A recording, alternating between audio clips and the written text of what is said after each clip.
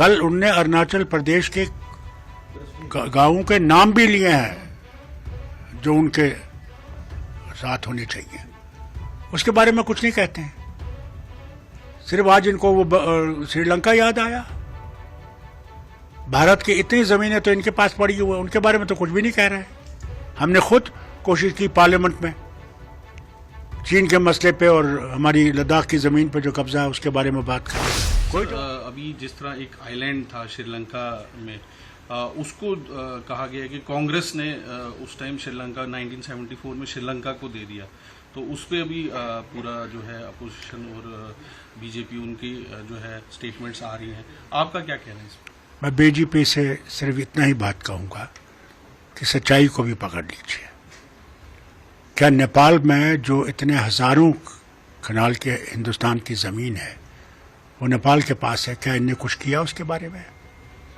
बांग्लादेश में इन्होंने खुद प्रधानमंत्री ने ज़मीन दी है बांग्लादेश को, हिंदुस्तान की ज़मीन, उसको भी तो याद करें।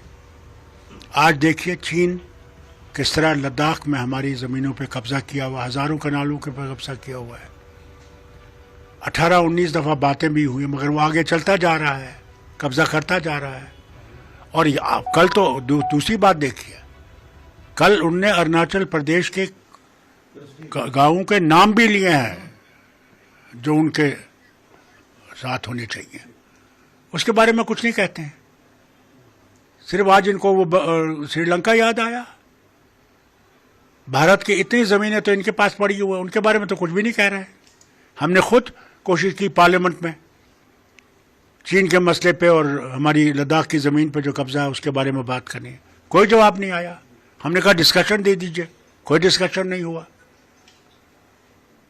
वो कहते हैं ना, मैं उनसे कहूँगा ज़रा देखिए, ये देखें, जब एक उंगली किसी की तरफ इशारा करती है तो याद रखें 3 उंगलियां आपकी तरफ भी इशारा वापस करती हैं। उन 3 उंगलियों का जवाब दीजिए। सर अभी केजरीवाल, उनको जेल की सजा हो गई है, क्या कहेंगे इस पर?